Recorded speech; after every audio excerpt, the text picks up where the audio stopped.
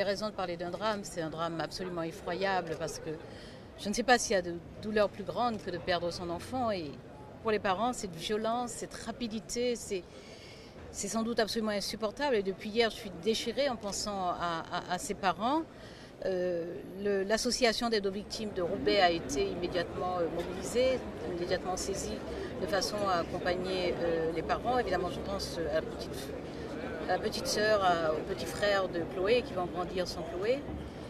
Ce qu'il faut savoir, c'est que, en tout cas, moi, je veillerai à ce que les officiers de police judiciaire qui vont poursuivre l'enquête sous l'autorité du parquet disposeront de tous les moyens pour que ces investigations soient les plus complètes, les plus précises et les plus rapides possibles.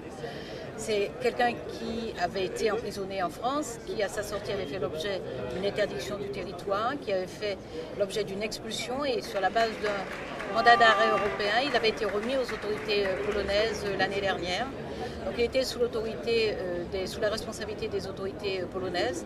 L'enquête permettra, il faudra qu'elle le fasse vraiment, de définir les conditions dans lesquelles il a pu enfreindre cette interdiction du territoire. Vous l'avez dit, il semble qu'il y a eu un cafouillage judiciaire à ce niveau-là parce que le tribunal ne pouvait pas prononcer une interdiction définitive du territoire français parce que en fait, la victime n'avait pas eu assez de jours d'ITT. Donc c'était inapplicable.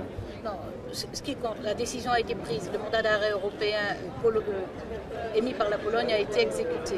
Maintenant, l'enquête fera la lumière sur les conditions dans lesquelles il a fait l'objet d'une expulsion.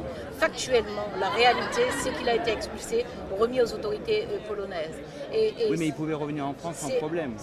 Écoutez, l'enquête précisera les choses en matière de procédure et d'enquête et de contenu d'enquête. C'est au procureur de s'exprimer et de donner à la presse, pour informer les citoyens, de vous donner tous les éléments nécessaires.